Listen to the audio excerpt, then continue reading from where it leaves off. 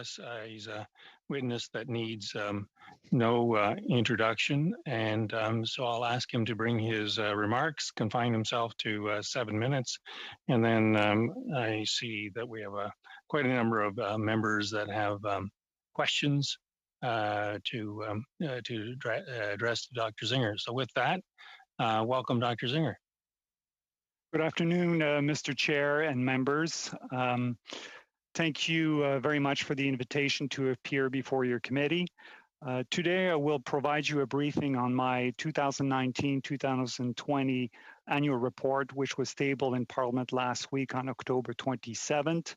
I'll try to keep my opening remarks as brief as possible and focus on two national level investigations featured in my report, including sexual coercion and violence in federal corrections and learning behind bars. Before I get into the substance of my remark, first allow me to say a few words about my office and mandate. As the Ombudsman for Federal Correction, my job is to investigate, and I quote from the law, problems or complaints of offenders related to decision, acts, or omission of the service. I'm an independent and impartial, and I am not a prisoner's right advocate. When my staff investigate, we look for compliance with the law and fair decision-making.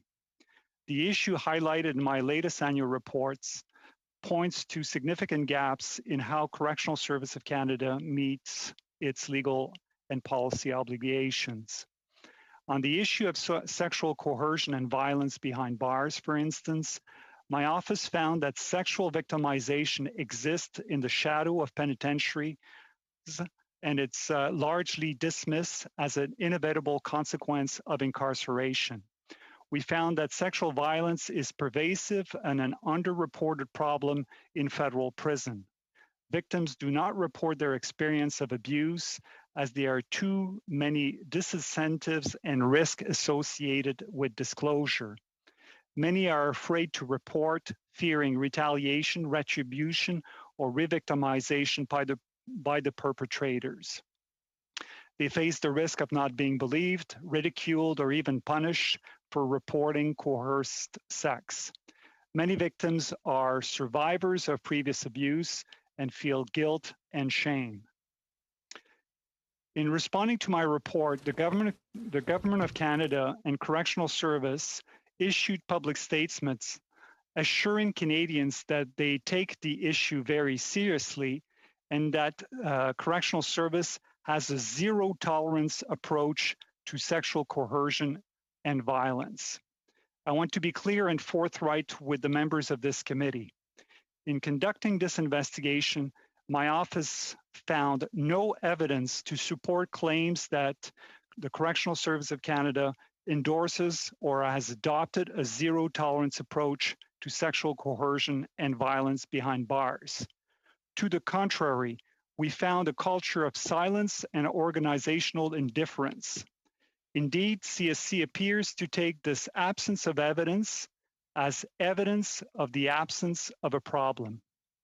The agency has never conducted any research or prevalence studies in this area of corrections. There is no standalone policy to guide how staff are expected to respond or prevent sexual victimization. The only policy guideline in existence is buried in Appendix 7, policy called Guidelines on Sexually Transmitted Infection, which is directed to nursing staff. There is no specific national program, initiative, or Office of Primary Interest at CSC's national headquarters aimed at preventing sexual coercion and violence. There are no mandatory requirements for the Correctional Service of Canada to publicly report on incidents of sexual violence behind bars. Consequently, most incidents are not investigated by correctional authorities and rarely or ever reach the courts. CSC has no strategy to protect vulnerable groups or persons who are disproportionately victimized behind bars, and that includes LGBTQ+, women, and those with a history of trauma and abuse, disability, or mental health issues.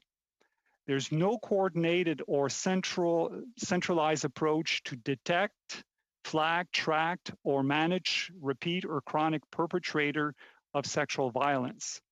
We found that alleged perpetrators were often simply shuffled around the institution or involuntarily transferred to another facility. In light of these findings, I made 3 key recommendations that would give practical effect to a zero-tolerance approach in preventing, detecting, and responding to sexually abuse and violence behind bars. I call for legislation that would make public reporting in this area mandatory, similar to the United States Prison Rape Elimination Act, which has been introduced almost 20 years ago. I asked the minister to fund a national incidence and prevalence studies to be conducted by fully independent expert. And finally, until legislation is passed, I call on the Correctional Service Canada to proactively develop a comprehensive Commissioner's Directive that would provide staff with direction on how to prevent, detect, respond to incidents of sexual coercion and violence. I'm pleased that the Minister of Public Safety has requested that this committee conduct a study of sexual coercion and violence in Canadian prison, including examining legislation that is in effect in other jurisdictions.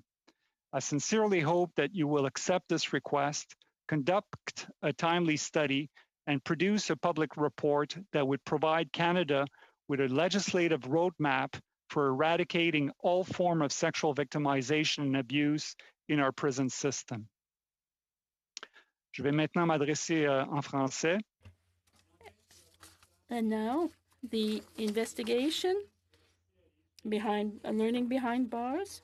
The investigation examined access to educational and vocational training in federal corrections. The takeaway from this investigation is that Canada is falling further and further behind the rest of the industrialized world with respect to digital learning and vocational skills training behind bars.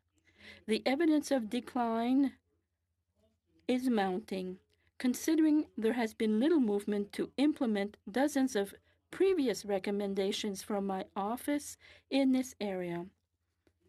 Federal inmates do not have access to monitored email, to tablets, or to supervised use of the internet. A moratorium prohibiting offenders from bringing a personal computer into a federal institution has been in place since 2002, some 20 years now. And so, schooling behind bars rely primarily on pen and paper, textbooks are outdated, and libraries are inadequately resourced. There is virtually no opportunity to pursue post-secondary studies behind bars.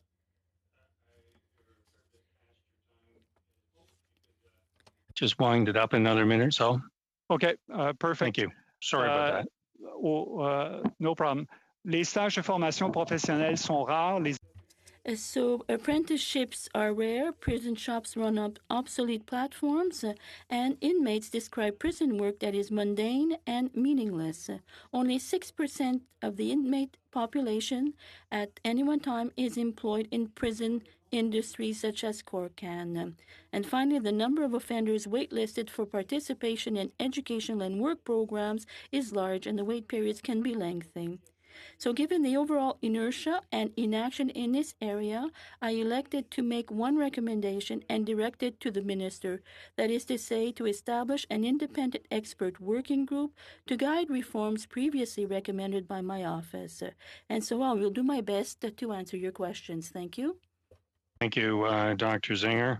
I have on my list Mr. Motz for 6 minutes, Ms. Damoff for 6 minutes, Ms. Michaud for 6 minutes, and Mr. Harris 6 minutes. Mr. Motz, 6 minutes, please. Thank you, Chair. Again, thank you, Dr. Zinger, for being here.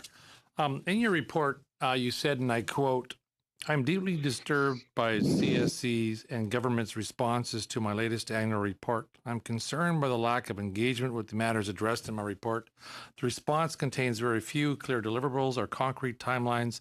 Most recommendations are met with vague and future commitments to review, reassess, or even in the case of sexual violence in prisons, redo the work of my office that my office has already committed or completed. End quote. And it seems like CSC is ignoring or disregarding your report, Dr. Zinger, and is essentially falling to this committee to hold them to account.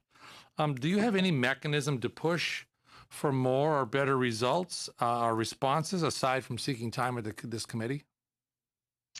Thank you for your question. I would tell you that the legislative framework makes me an ombudsman, and as a traditional ombudsman, my authority is limited by making recommendations. Of course, I have several tools to try to put pressure on the organization subject to my oversight, that is Correctional Service of Canada. I certainly have an annual report that is tabled before Parliament. I can issue special reports. I can, issue public interest reports. I can go to the media. All this to, to ensure that that the assessment by my office and the investigation by my office carry the most appropriate weight. But I will tell you that it is a frustrating business to be an ombudsman. Let's put it this way. Thank you, Dr. Zinger. I would agree based on your comments. Your report details the very disturbing prevalence of sexual violence in our prisons. One of your recommendations was a call for legislation to implement a zero tolerance and preventative approach to sexual abuse and violence in prisons. Has the government agreed to introduce such legislation? The Minister of Public Safety has done a few things with respect to this recommendation. And I would say, I think given the nature and the scope of the problem, I think legislative response is the appropriate response. And the minister has not said no, but he has simply written to your committee, CQ, to see if they would study the issue and make recommendations for including legislative options. Oh, thank you for those comments, Dr. Zinger. I find it a little odd that the minister responsible for putting forward such legislation is going to bring that to the committee to study when we already know the problem based on your report. However, I'll move on. Your report raises some serious concerns about the application of euthanasia in prisons. The specific euthanasia cases you mentioned in your report show a clear conflict between the safeguards and ethics around euthanasia and the nature of incarceration. And your report calls for a full moratorium on this practice. Has the government agreed to such a moratorium? Let me just clarify exactly what we have written in my annual report. We're talking about the moratorium would be limited to carrying out the procedure inside a penitentiary.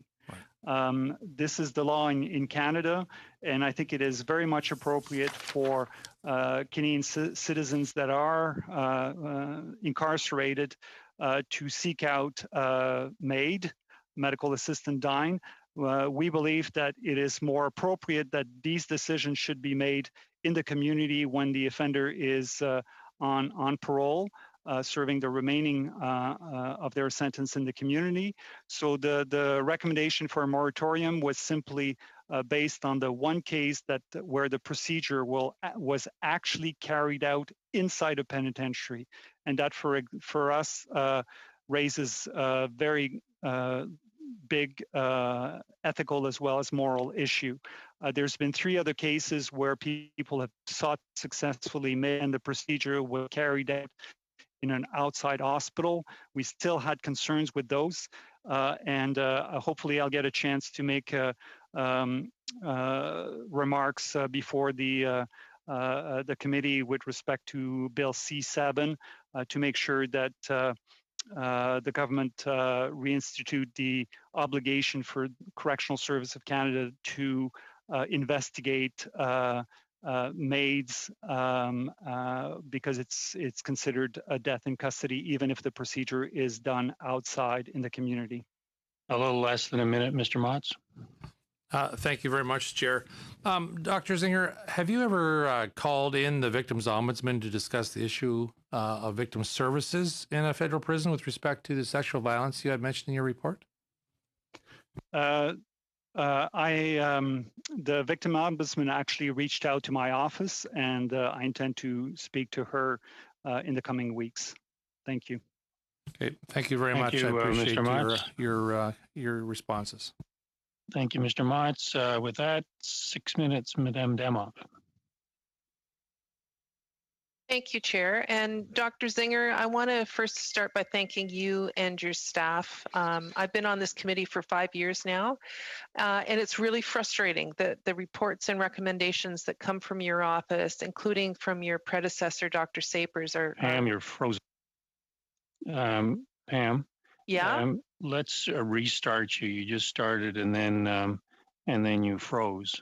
Oh, dear. Okay. So Okay. let's go back to starting over again. Okay. Well, I started with a thank you.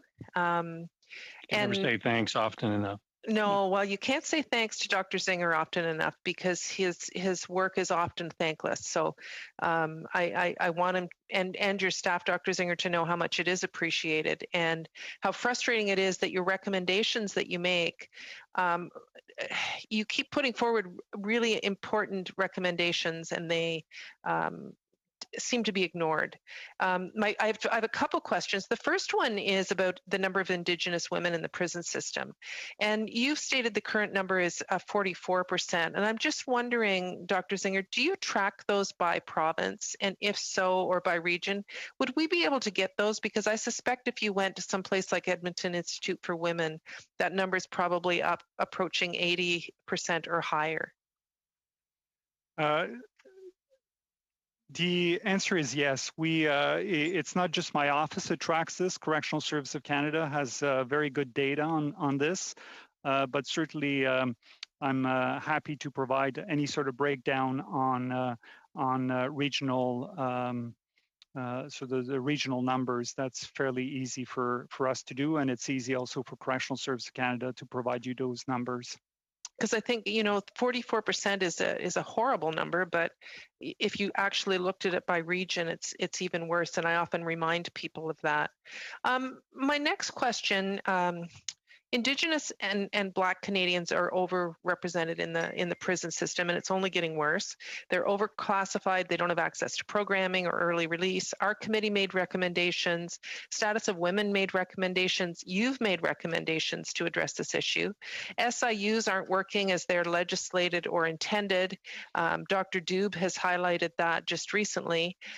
You've highlighted a number of issues at CSC, and I'm just wondering, Dr. Zinger, do you think it would be helpful for the minister to set targets for CSC and require public reporting? Because it seems that we keep recommending things, but nothing's improving.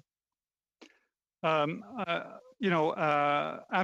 It's not just my office who made these recommendations. They're now being endorsed widely.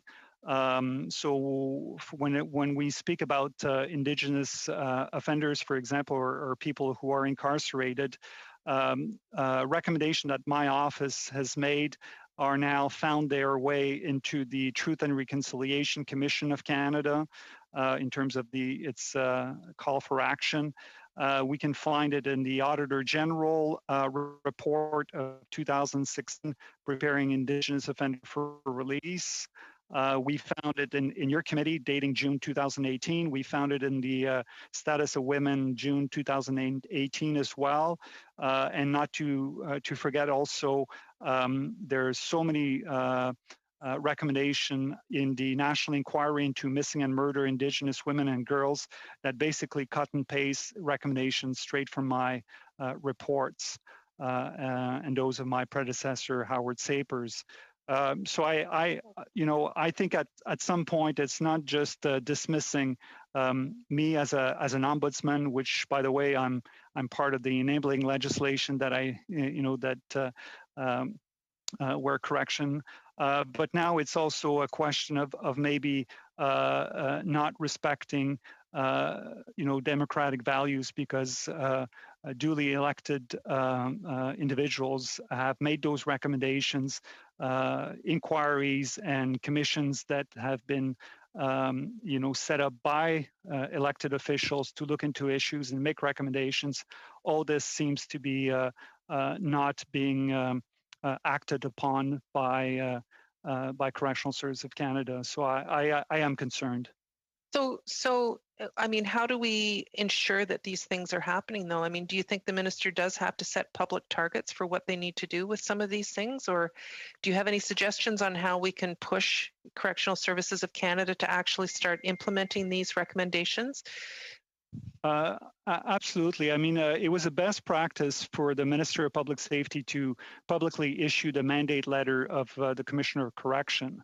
And the mandate letter was great. I have no problem with that mandate letter. The sole problem with that mandate letter is that there are no, dates, in terms of deliverables. It's vague commitments. So I think time frames are important. Deliverables, a list of clear deliverables. And I think we would move a little bit more quickly if there was a clear guidance on those mandate letter to ensure that there is accountability in the end. Because it's a little less than a minute, Madame. Okay. So I probably don't have much more time. Is Dr. Zinger anything else that you wanted to add? As I say, one of the things that the ministers has done is to write to this committee, and I certainly hope that the committee will initiate a study on a really important issue, which has been neglected for a very long time. And I hope that if a recommendation comes from your committee, that it will be acted pretty quickly. Okay, thank you very much, Dr. Zinger. Thank you, Ms. Damoff. Madame Michaud, 6 minutes, s'il vous plaît. Merci, Monsieur le Président, et merci, Monsieur Zinger. Thank you, Mr. Chair, and thank you, Mr. Zinger, for your presence and for the publication of your report. We have received the Minister's communication asking us to do a study on sexual violence in penitentiaries, and the Bloc Québécois is in favor of doing such a study fighting against sexual violence. It's one of our priorities and should also be a priority of this government. However, you have studied the issue in your report, and your recommendations are quite clear. Don't you believe that it's the time now to actually implement these recommendations rather than doing new studies on the topic? Well, the answer is yes, absolutely. I would have preferred the government to respond to my recommendation, stating that they would ask the Department of Justice to look at legislative options and to give us, a clear commitment with a clear date, stating that, for example, the next spring, a draft legislation be presented. This would have been an ideal situation, and I believe that this would also be more in line with the nature and the problem that we are facing in our correctional services and penitentiaries. I think it would have been clearer, and it would have been a much better response to my report. Thank you. You were mentioning that you were quite disappointed with the ministers and the government's response regarding and reaction regarding last year's report. Now, with this report, the minister has already answered. I mean, is it clearer than last time? Is there a clearer commitment with specific timeframes, or can we expect having the pandemic being mentioned as an excuse? And you've mentioned also in your report that you were able to carry out your study despite the pandemic. You were able to do all the necessary studies. So do you think that this might be used, that the pandemic might be used as an excuse for a lack of action? I think that this is a question that you will have to ask correctional services. But it's clear that my response, or that the response to my report, is not satisfactory in my view. I understand that the pandemic has made the situation very difficult for correctional services, and they've put all their priority actions to respond to the pandemic. However, I mean, we cannot put everything aside. I think that this report really highlights issues of security and safety of the inmates, and also issues of rehabilitation. For example, when we look at the study we did on learning, these are issues also of public safety, because if there are not enough programs and if there's not enough education, it will have an impact on public safety. We know that increasing education, giving vocational training, for example, reduces the rate of reoffending in the community. So the society is much better off when correctional services are offering rehabilitation programs that are adequate. Thank you. With regard to sexualized violence, you've suggested that various legislative measures should be adopted towards zero tolerance. And you mentioned as an example the Prison Rape Elimination Act that was adopted in the United States more than 20 years ago. So, we are probably not pioneers in that field in Canada. So what explains the success of that Act? Could you maybe give us some more explanation and also tell us why we should adopt such a law here in Canada? I would say that CSC in Canada are where the United States were 20 years ago. That is, very little inmates that report any incidents of sexual assault or coercion. And the United States have responded with a very strong legislative measure. And I think we should also look at this as an option. So the Department of Justice in the United States has the obligation to ensure oversight. I would say, to do also service and interviews, anonymous interviews with the inmates to ensure that prevalence is going down and that every year the situation improves. There are many different services and surveys which are mandatory, and there are also audits that are carried out, and some funds or resources are tied to the success. Now, if you pass your audit, the prisons of the states at the federal level receive additional funding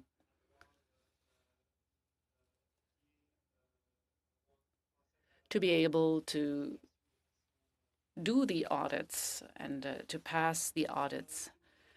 So these are the various things that are done: training of staff, for example, education of staff and inmates. So this is very well rooted. And I can give you as an example. 2 years ago, I was in Louisiana, and as a visitor. Dr. Zinger, you're going to have to hold that example. Madame Michaud is over time. So with that, Mr. Harris, 6 minutes, please. Thank you, Chair, and thank you, Dr. Zinger, for your presentation and for your report. In reading your report, I'm a little bit shocked to hear that the minister has had this report since June, and now it's in October, the end of October. He suggests that this committee should help write some legislation that's basically based on existing legislation that's 20 years old. Wouldn't it make more sense for the minister to direct the people to develop the legislation? We'll have a look at it as a committee. We're happy to do that. But you lay out the roadmap yourself, as I see it, and starting with the whole notion of a response by the minister and by the CSC when you talk about the issues of sexual violence and coercion. We have a zero tolerance policy for that in our institutions. when they're not counting it, they don't have any prevention program, they don't have any way of looking after it, they don't have anything in place that's there that you would expect to see if they were taking it seriously.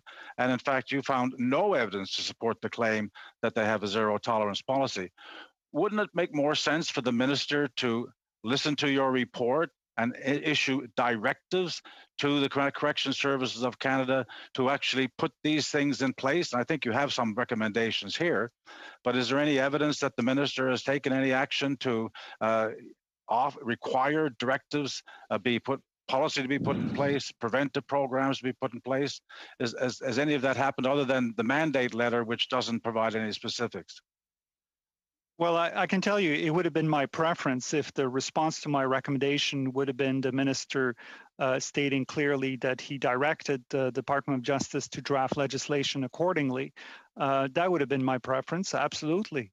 But that's not the response I've got. So the response I have is that the minister isn't excluding legislation, but he has made the request to your committee to study it and make recommendation inclusive of assessing the merits of something similar to the Prison Rape Elimination Act of the United States.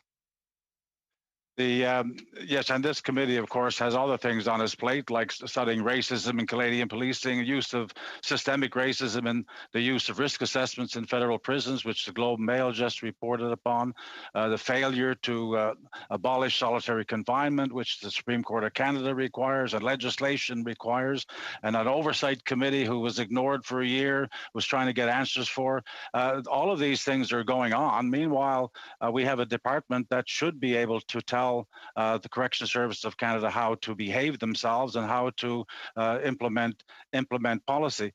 Is that something that is this something that we can we should be making a priority when the minister has some very good advice from you, I should say, as to what direction to go in and how to do that? Isn't that something that could be and perhaps should be already implemented to some extent? Well, I will tell you that the list of issues that you have just mentioned are issues that my office had made many recommendations over the years, and certainly, I can point to, for example, I can point to this report on a case study of diversity in corrections that dates back from 2013, which was picked up by a UN committee, a working group on the treatment by Canada of African Canadians of African descent, which repeated the recommendations by my own office.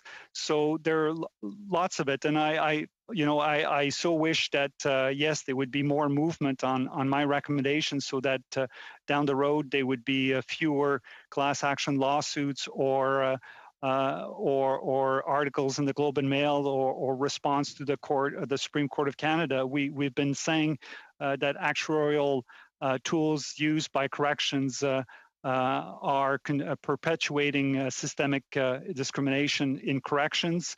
We've been saying it for years prior to the Supreme Court of Canada's decision. Now we're 2 years out after the decisions have been rendered, and still no definite action on the part of corrections. So, Dr. Ziegler, we hear about oversight all the time, and we have, through your good offices, lots of oversight. We have the Auditor General, we have the Supreme Court of Canada, we have the commissions like the Missing and Murdered Aboriginal Women Committee, we have groups like the Status of Women, we have committees like this House making recommendations. We've had oversight, so much oversight that the problems are so obvious and in clear sight. What we really need is action, is it not? I mean, I was asked today what kind of oversight we need. I said, we don't need oversight anymore. We need action by the government on the problems that have been identified.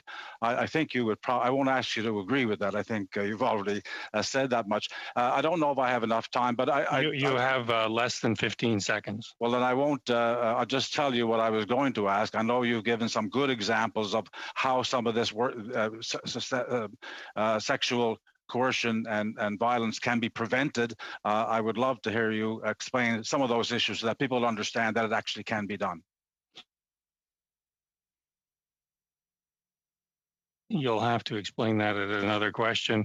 So that completes our first round of questions. Our second round of questions is Mr. Van Popta, 5 minutes, Madame Kara, 5 minutes, Madame Michaud, 2.5 minutes, Mr. Harris, another 2.5 minutes. Have yet to be advised as to the second Conservative questioner, and finally, Mr. Lightbound for 5 minutes. So with that, Mr. Van Popta. Good. Thank you very much, Dr. Zinger, for being with us here this evening and sharing your wisdom and experiences with us.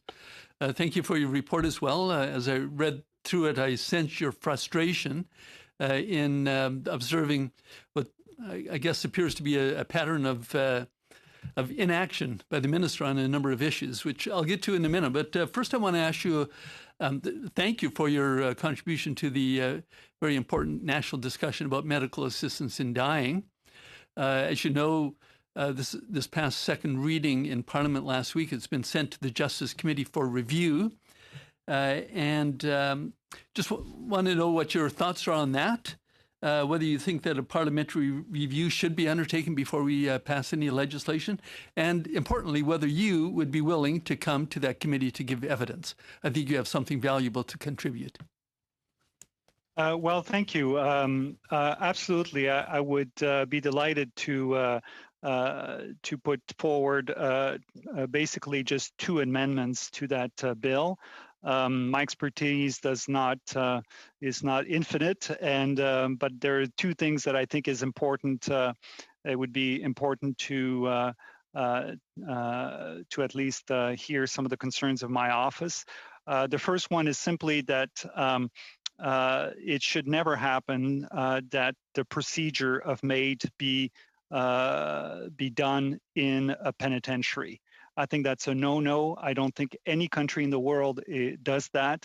This is about shortening the life, of an individual by the state in a prison setting. The optics are terrible.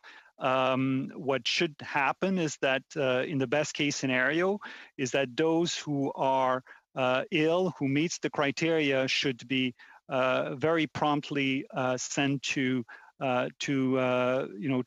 released under community supervision, and while on parole, make those decisions in dignity, in respect, and certainly consistent with the legislative criteria. So if that's not possible and the person is still in prison and the release was not possible, then in these exceptional cases, the procedure could and has been done in a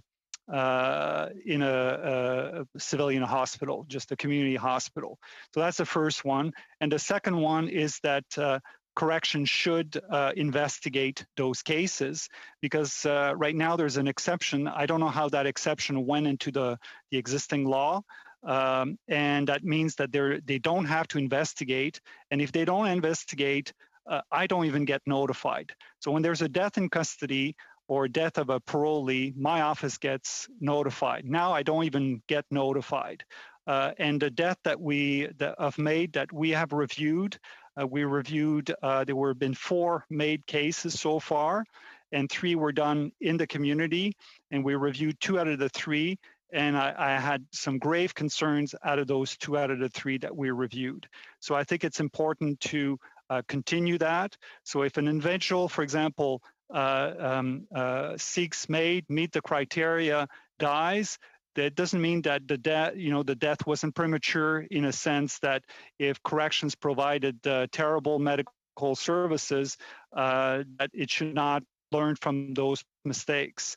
And that's basically some of the concerns I have. Good. Well, thank you for that. I'd mentioned that there was a tone of frustration in your report. I'm going to turn to a topic that was asked by previous speakers, and that is about what's clinically called SCV, sexually coerced violence. Now, the minister has had this report in his hand since June, I understand, of this year. And here it is, November 2nd. And we finally get a letter from him. I just received it today, addressed to Mr. McKay, our chairman, saying that this committee should study this report. Now, this is after 3 meetings of this committee getting together to determine what our priorities were. The minister could have had this letter to us a week ago, a month ago, 2 months ago. So, sorry, that's not a question. That's just a comment. I want to follow up on a question. You have about 20 seconds left, unfortunately. A quick question. A question that Madame Michaud asked, and that is about referencing the Prison Rape Elimination Act in the United States. How effective was that to stem the problem there? That is an important question, Dr. Zinger, but unfortunately, Mr. Van Pop has left you no time to answer it. Regretfully, I will have to move on. It's now Madame Kara, 5 minutes, please. Thank you, Mr. Chair.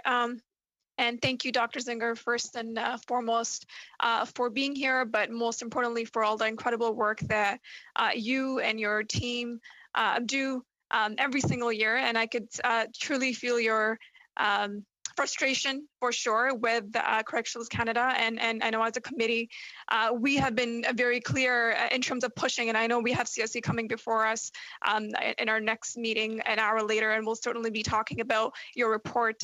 And your report, truly shines a very unfortunate light into the corrections facilities and the realities that we have here in Canada.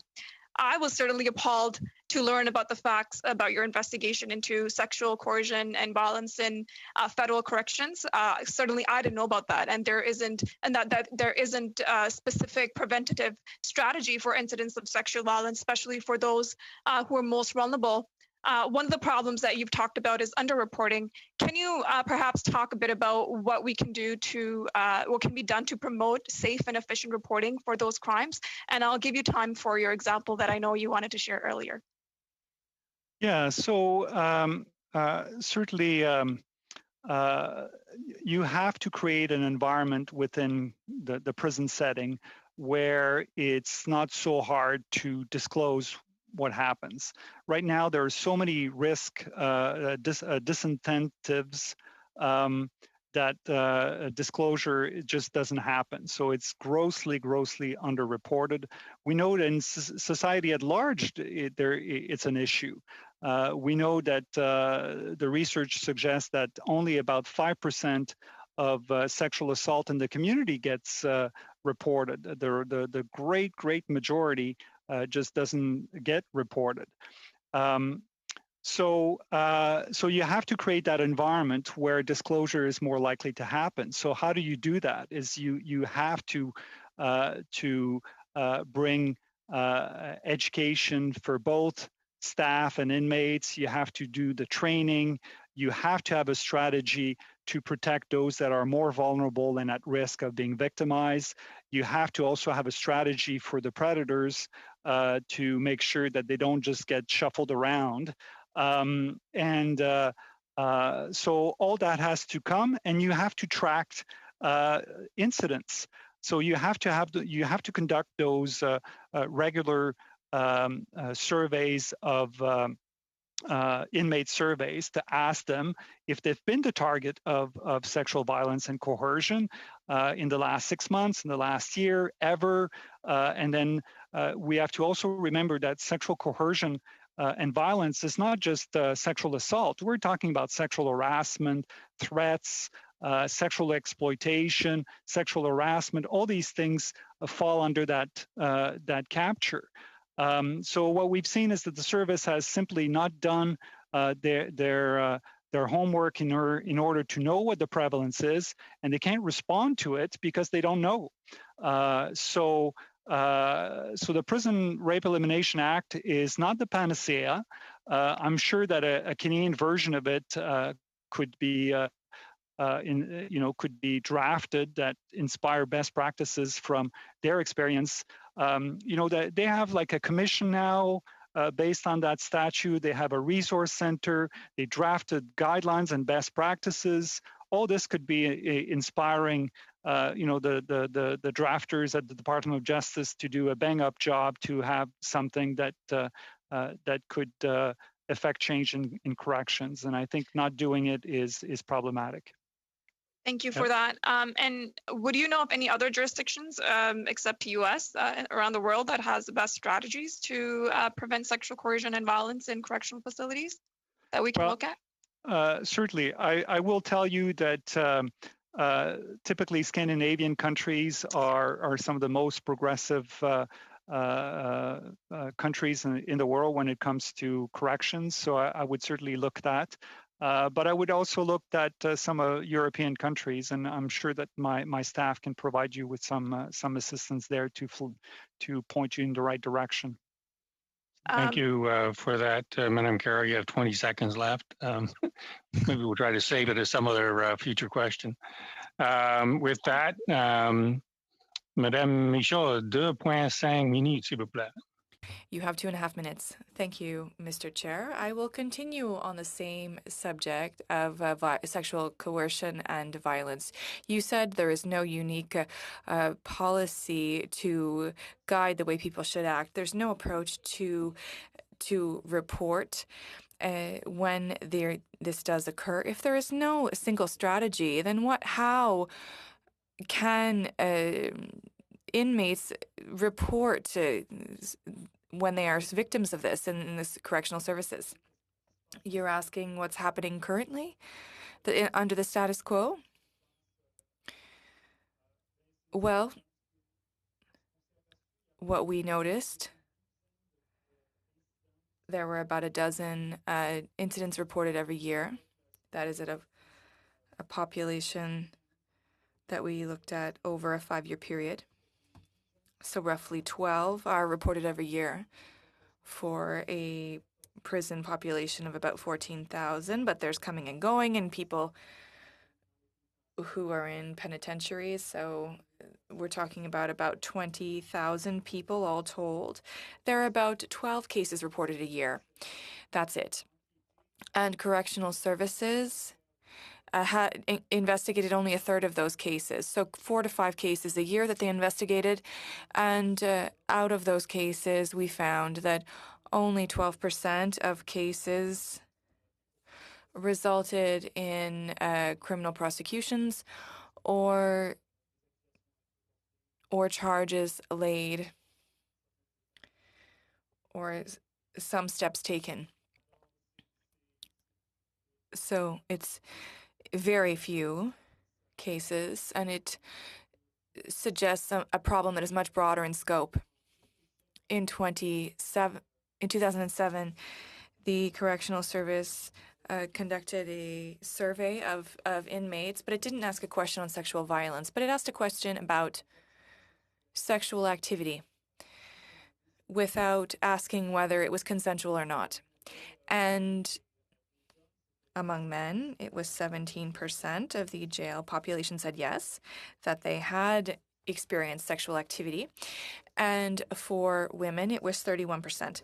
So we know that it's part of the prison experience, but we don't know the scope of sexual violence and coercion in the prison system. Thank you, Ms. Michaud. Yes. 2 minutes, 2.5 minutes. Thank you, Chair. And I'm it's very dark. The lights have gone out on you, Mr. Harris. The lights have gone out in the neighborhood, and we just heard a loud sound of a what do they call them, John? A transformer blowing up across the way. But fortunately, I have a battery-powered Surface Pro and wireless internet, so I'm able to talk to you still. Dr. Zinger, leaving all that aside, I did start by asking you about what kind of preventive measures might be able to be implemented, because I think important about sexual coercion, violence and sexual coercion is obviously making sure it doesn't happen if you can possibly do that. So could you outline some of those preventive measures? I know you talked about some of them in response to Madam Kira, but would you try and just talk about it in terms of how they might prevent this type of thing from happening? Yes. So you have to put strong policy in place, and that was what I've my annual report talks about, yes, legislation, but while legislation is developed, Correctional Service of Canada can do a whole sorts of things to try to prevent and detect and respond to sexual violence. So in terms of engaging with respect to education and then awareness and programming and specific initiatives, having a strong policy that make it clear that those that are identified as the most vulnerable will be looked after and protected, that predators also will be tracked and flagged and managed appropriately. And then when you carry out investigation, those investigations should be mandatory. And they should, try to break down those things. So in many ways, it's about embarking in a dialogue in an era of Me Too or Time's Up, where disclosure becomes easy or easier.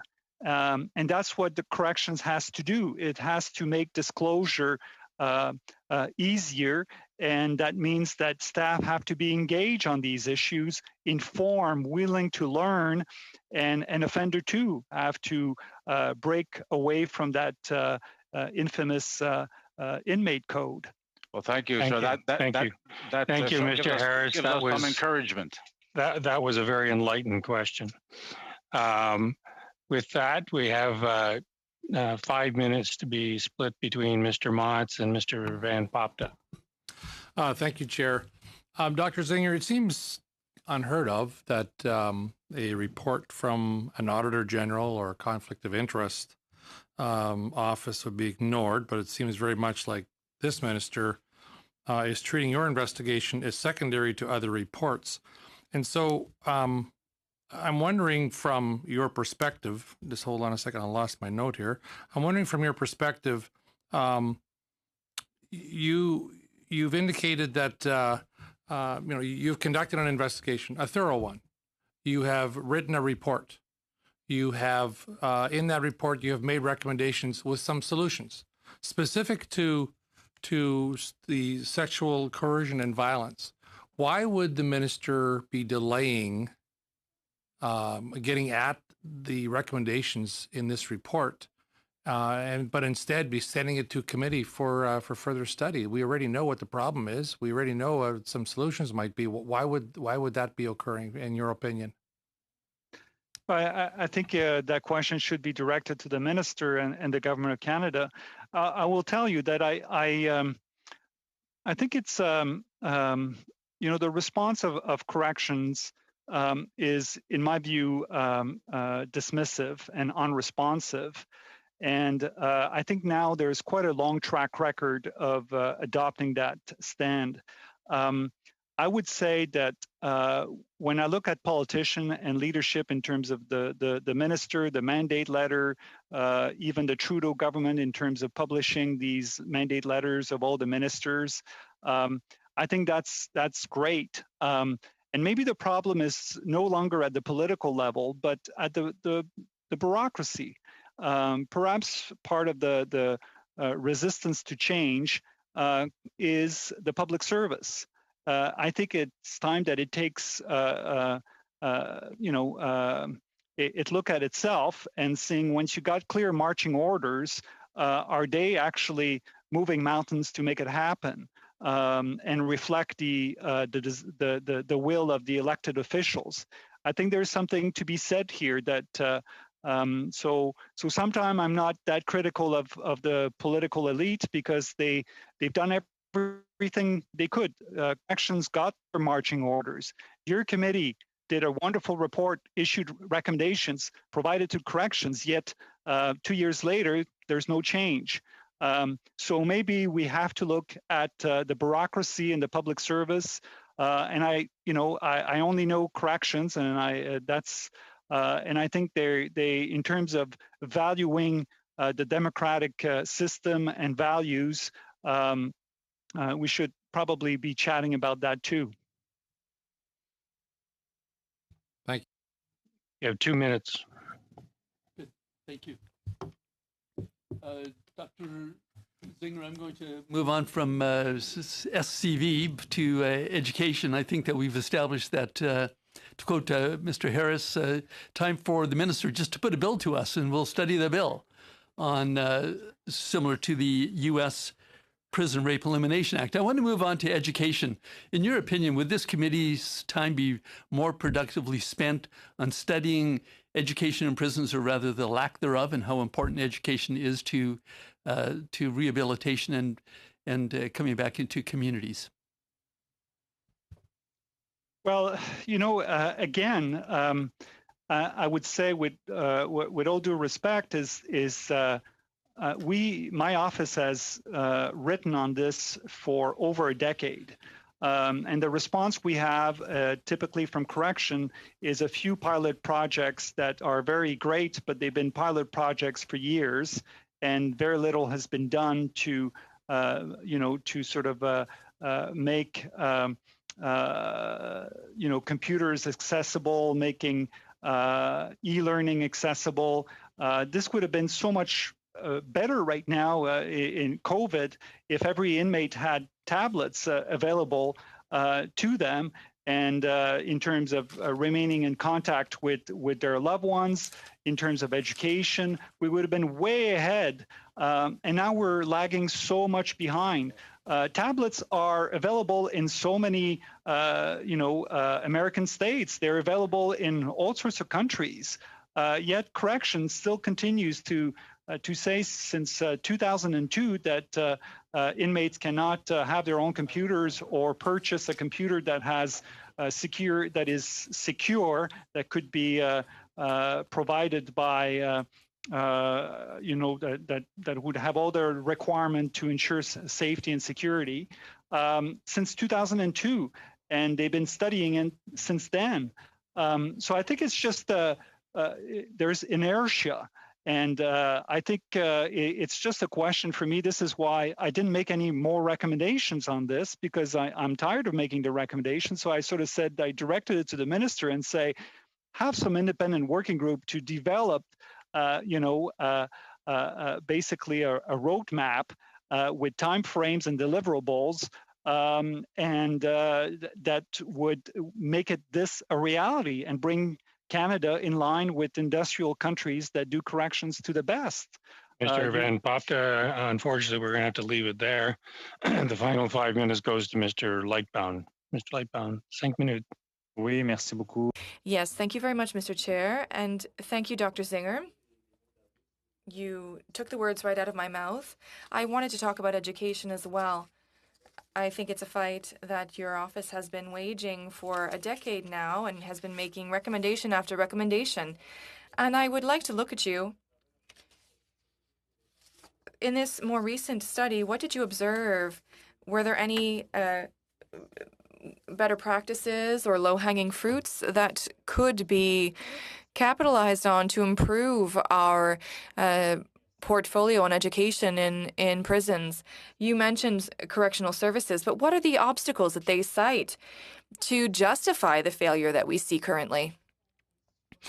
People often say, well, correctional services also says it's a matter of money. They need to develop partnerships or pilot projects. But on the whole, we see that, well, everything being done at the high school level is done with pencil and paper. We're not living in an era where pencil and paper is the standard concerning work. And there, it's often outdated industries that will not yield practical skills that those individuals could then use it later in society. And it's not a matter of resources. At correctional services, over $120 million a year is spent on an inmate. And the relationship between employees and inmates is the highest in the world. There's a 1-to-1 ratio. Over 40% of those in penitentiary, many penitentiaries have more employees than inmates. So we are at a record high on resources injected into this, and nevertheless, objectively, these are outdated practices, and there is no leadership on the world stage.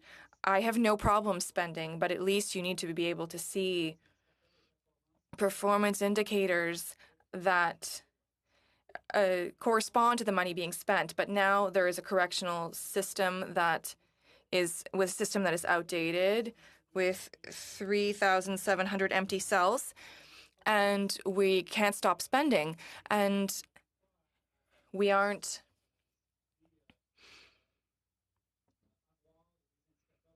achieving performance indicators that reflect the investment that we are making in the system. So that's why there's this recommendation to have a type of separate body that would set a roadmap. For me, that was my only question. A number of other questions were asked by my colleagues. So if you have anything further to add, I give you the floor, Mr. Chair. Mr. Lightbound, we do have a couple of minutes. Is there anyone who's anxious to ask? Madame Damok. Okay. Thank you, Chair. Dr. Zinger, one of the things I wanted to ask you, because you folks have been doing this, and I know you've been there for quite some time. What impact did the cuts that were made by the previous Conservative government have on corrections? And have you seen more investments made in corrections since we were elected? Now, I'm not trying to pretend that there aren't problems, but I think it's important with all these questions about how badly we're doing. Things like DRAP and the cuts that were made, what impact did that have on people in the correctional system? Well, I actually wrote an academic paper to look at the 10 years of the Harper government, and I'm sure I can share that with the committee. What we saw was during those years that there were a lot of tough on crime legislation that was put forward, and corrections basically capitalized on those and asked for a lot of resources, and it got a lot of resources. And we were all anticipating, at least Corrections Canada was anticipating, that they would grow in terms of the inmate population, would grow significantly, and they got huge money in terms of infrastructure and also in terms of staffing. So this is when we gain a lot of the staffing. So what happened is that when the Harper government came in and when they left, the inmate populations remained the same. It was basically 14,000. Yet the human resources went skyrocket. We're now close to 19,000 employees for the service. And now we are, because of COVID, we're down to 12,500. In terms of the inmate population. So but what about programming, Dr. Zinger? Because the prison farms were closed, the Corcan was shut down. Yes. The frozen food was sent into the prisons. Yeah. So what happened with DRAP is that the government asked department, including CSC, make your contribution. And correction did something, is that it protected its salary envelope and cut all the services to inmates. So that's why we ended up with, an extraordinary ratio between inmates and staff, with so few services available and so few funding available to do things like education, programming, healthcare, and so on. So that has been the tragedy. So it was basically self-serving to protect the salary envelope. Corrections sort of provided initiatives like the farms, like the other initiatives dealing with, for example, essential in terms of. Yeah. Okay. Yeah, Madame Dema, we're going to have to leave it there. I see that Mr. Harris has a question. I'm quite sure Mr. Harris will be challenged to ask a short question, but I live in faith, Mr. Harris. Can you ask a short question? Yes, That will be the final question. Sure. Would you comment a little on the therapeutic therapeutic units? I note that in your report you say that inmates often spend 23 hours a day in their cells, which doesn't seem to be very conducive to mental health improvement. Could you comment on that? Yes, and thank you for raising that. This was the third systemic investigation we undertook, and we looked at therapeutic ranges. So the Trudeau government provided some funding to establish this to try to enhance mental health services to offenders. So we actually looked at those therapeutic ranges in maximum security institutions. What we found is that many of them were not operating at full capacity. We found that the infrastructure was often deficient. Those ranges were in some penitentiaries were simply housed in the old administrative segregation ranges. So there was always problem in terms of finding program rooms. Yards were inadequate. And what we also found is that the level of care that is being provided does not match what was initially planned. We also witnessed that they're often putting individuals that do not meet the criteria for intermediate care in those ranges simply to ensure, like, it's simply a placement for because they have problems with incompatibles and so on and so forth. So we were quite disappointed with the implementation of those new ranges. And the services, in terms of response, again, provided us with a response that they will look into it in 2 years from now. So that's again, sort of undermined the work that my office does. And the findings are, we did so many interviews with both staff and inmates and review the policy, review the practices, review the files. And I think it speaks for itself that they need to, if they are going to continue that model, they have to do a better job at implementing what they had on paper, what they had in mind. Mr. Harris, we're going to have to leave it there. As always, Dr. Zinger, you bring many items before the committee, all of which are well thought out and greatly appreciated. And I know a couple of members have said it already that your work is appreciated. We particularly appreciate the insight and the thoroughness with which you conduct your office. So thank you. I don't doubt that you will be coming back before us, and hopefully sooner rather than later. Colleagues, we're going to have to leave this meeting. We've gone slightly over. I just for food for thought would say to colleagues, we are so far behind on all of the work that we have to do.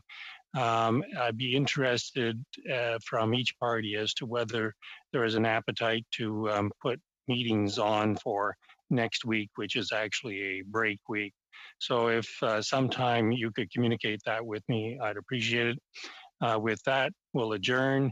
I take note that we are meeting with the minister at 6:30.